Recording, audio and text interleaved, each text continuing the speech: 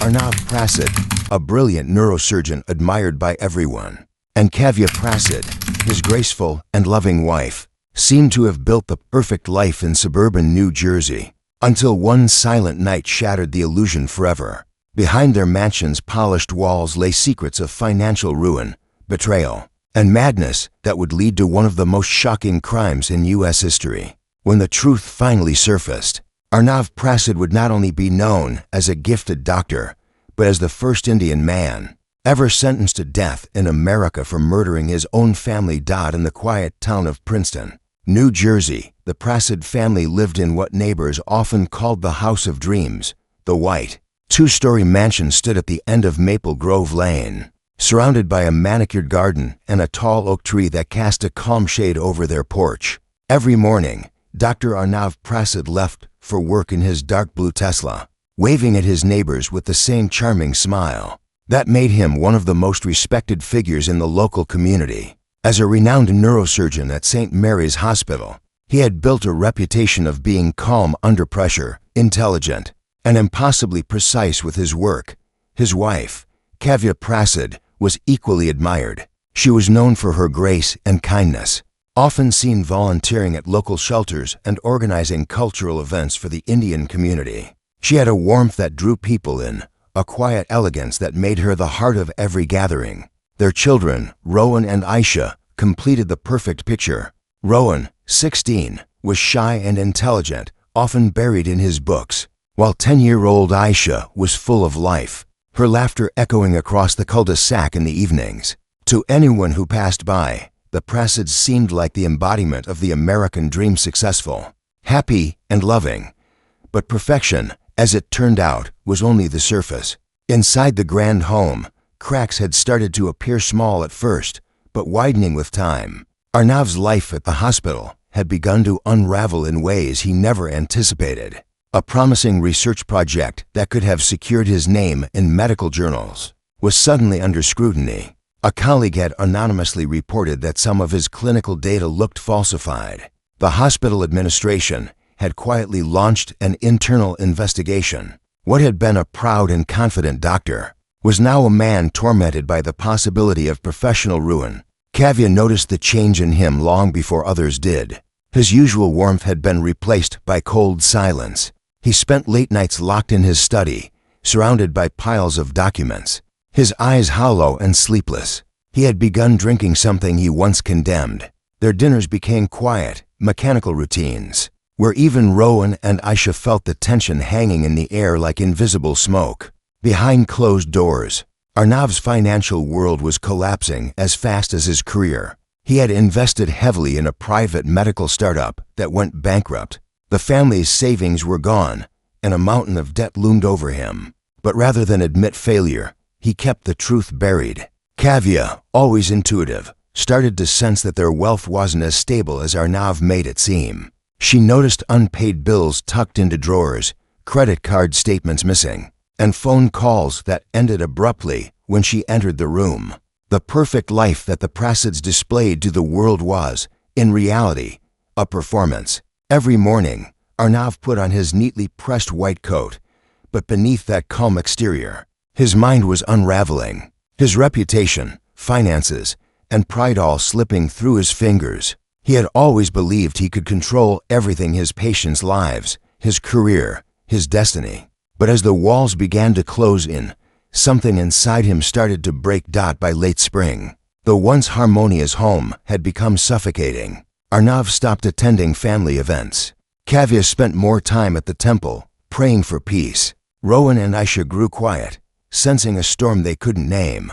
No one knew it yet, but the tragedy that would soon shock the nation had already begun to take root. Behind the pristine white walls of the Prasad mansion, Kavya Prasad had always trusted her husband completely.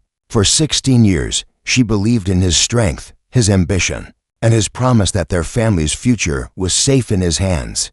But that belief began to crumble one late evening, when she accidentally opened a folder in Arnav's study while looking for a document. Inside, she found receipts for wire transfers to overseas accounts. Millions of dollars moved quietly, month after month. Some were addressed to names she didn't recognize. Others had no clear destination at all. At first, she tried to dismiss it, convincing herself there must be a logical explanation. But deep down, she knew something was terribly wrong. Over the next few days, her mind refused to rest. She started noticing more details she had once ignored: the hidden tension in Arnav's face, the sudden phone calls he would take outside, the way he avoided her eyes when she asked about their finances. Every sign pointed to something darker. Her heart ached with confusion and fear. She didn't know whether to confront him or protect her children from whatever was happening. Kavya began to withdraw into silence, her once lively presence replaced by quiet dread. Arnav, meanwhile, was losing control of his mind.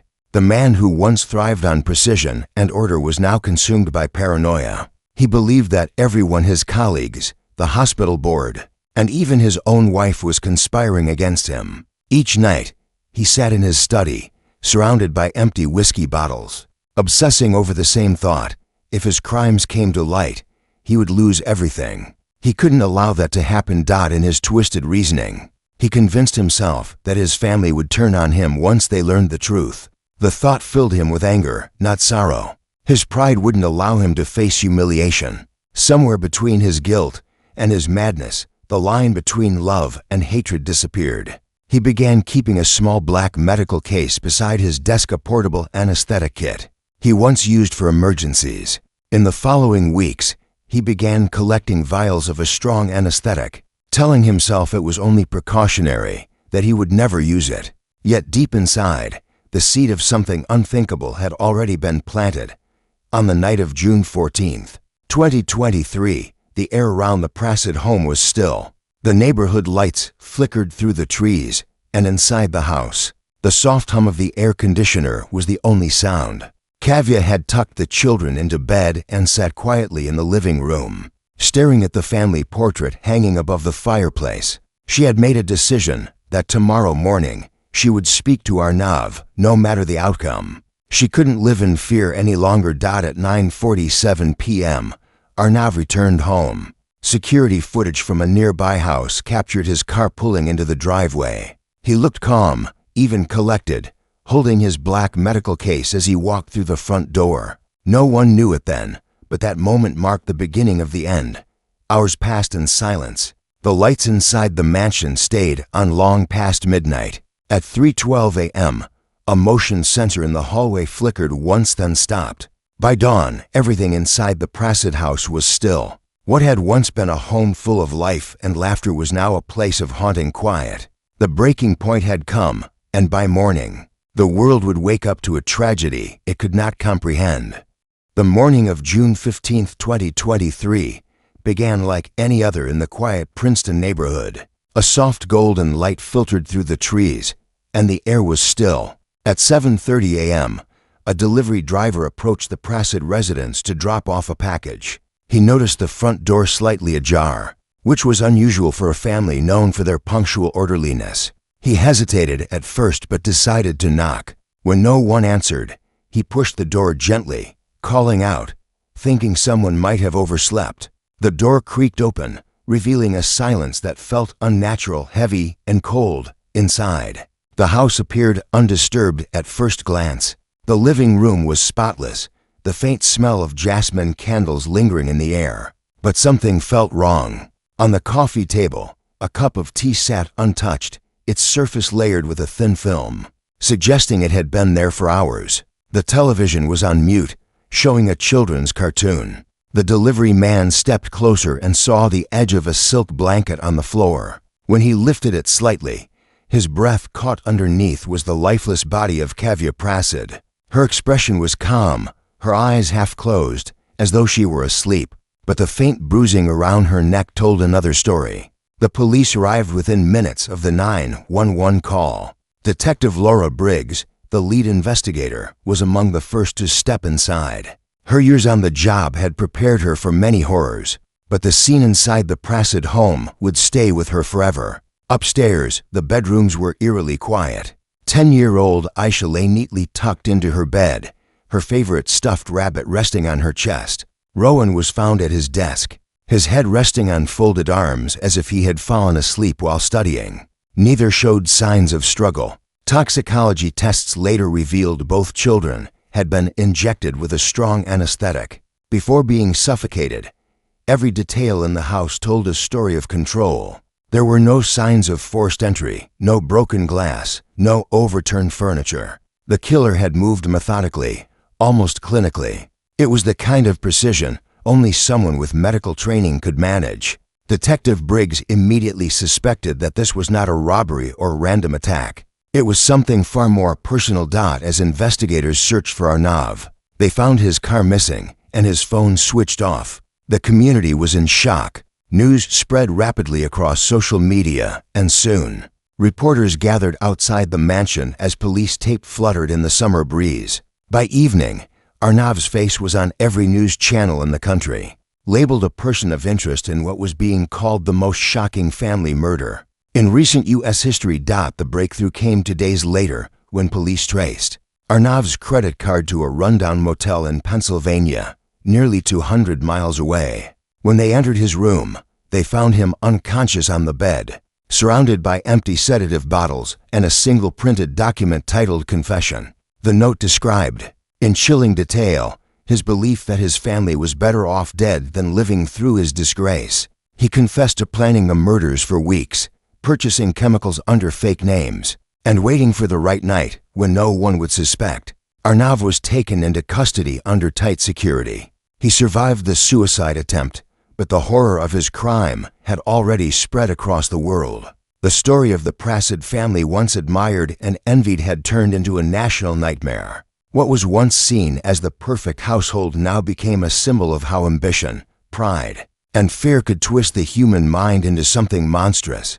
The trial of Dr. Arnav Prasad became one of the most widely followed cases in modern American history. For months, it dominated headlines, talk shows, and social media discussions. The courtroom, packed every single day, was divided between those who saw Arnav as a man driven to madness by pressure, and those who saw him as a cold, calculating killer who destroyed his own family to protect his pride. Cameras flashed constantly as he was brought in wearing a plain gray suit. Expressionless and detached, his once confident presence replaced by a haunting stillness. The prosecution built a devastating case. They presented the handwritten confession found in the motel room, supported by digital evidence that showed Arnav had purchased medical-grade anesthetics under false names weeks before the murders. They showed footage of him entering his home on the night of June 14th, with the black medical case in his hand. They revealed his bank records, exposing millions in hidden transfers and fraudulent transactions. His financial ruin, the collapse of his research career, and the lies he told to maintain an image of perfection painted a portrait of a man who valued reputation more than life itself. Detective Laura Briggs gave a detailed testimony that chilled the courtroom. She explained how the murder scene showed deliberate control, how the doses administered to his wife and children were precise enough to render them unconscious before suffocation. She described the eerie calmness of each room, how everything had been cleaned, and how Arnav had left no physical struggle behind. It wasn't a moment of rage, she said. It was a methodical act, planned, rehearsed, and executed with the skill of a surgeon. The defense tried to portray Arnav as a man suffering from severe psychosis, claiming he had been consumed by delusions and paranoia caused by chronic insomnia and alcohol abuse. They brought in psychiatric experts who testified that Arnav had lost touch with reality. In the weeks leading to the murders, they argued that he believed he was saving his family from humiliation, but the jury was unconvinced. The evidence was overwhelming, and the calculated nature of his actions left little room for mercy. During the trial, chilling details continued to emerge. Investigators had found journal entries in Arnav's study where he wrote about his fears of disgrace and his obsession with control. One entry read, "If I cannot preserve them from the shame, I will preserve them from the world." Another page listed the exact chemical doses later found in the victim's systems. Each revelation stripped away the last remnants of sympathy anyone might have felt for him. When the verdict day arrived, the courtroom was silent. Reporters stood ready as the judge read the sentence: guilty on all 4 counts of first-degree murder. The prosecutor's request for capital punishment was accepted, Dr. Arnav Prasad became the first Indian citizen in the history of the United States to receive a federal death sentence. As the gavel fell, Arnav showed no visible reaction. His face remained calm, almost eerily peaceful, as though he had anticipated this end from the moment he committed the crime. Outside the courthouse, crowds gathered, some demanding justice, others mourning the tragedy of a brilliant mind turned monstrous. The story of the Prasad family massacre had reached its legal conclusion, but the emotional scars it left behind would haunt everyone who had followed it for years to come. In the months following the verdict, the story of the Prasad family refused to fade from public memory. The once beautiful white mansion on Maple Grove Lane stood empty behind locked gates, its windows dark and silent. Weeds began to grow through the cracks of the driveway, and the laughter that once filled the home had been replaced by the hollow echo of nothingness. Local residents avoided walking past the property after sunset, saying the place carried an aura of sadness and dread. Some claimed they could still hear faint whispers or see the flicker of lights inside at night. Though no one lived there anymore, the tragedy left deep wounds in the community. Neighbors who had once celebrated Diwali and Thanksgiving with the Prasads struggled to comprehend how a man like Arnav could commit such a monstrous act. For months, memorial flowers and framed photographs of Kavya, Rowan, and Aisha were placed by the front gate.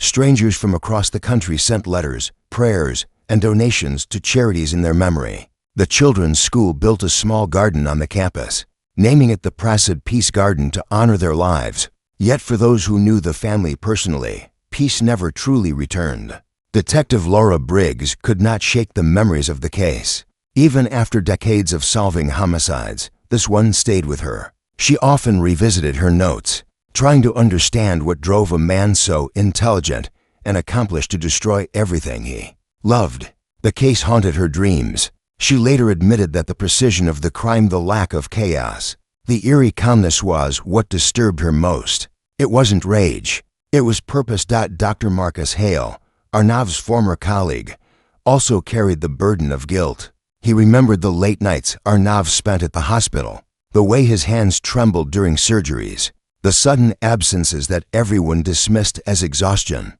He had noticed inconsistencies in Arnav's research months before the murders, but chose to stay silent, afraid to damage his colleague's reputation. After the verdict, he gave a statement expressing regret for not speaking up sooner. He believed that had he done so, perhaps the tragedy could have been prevented. Inside the federal prison, Arnav Prasad spent his final days in silence. He read medical journals and scriptures, but refused interviews and visits. He never showed remorse for his crimes. In his final psychological evaluation, he calmly stated that he had ended suffering before it began.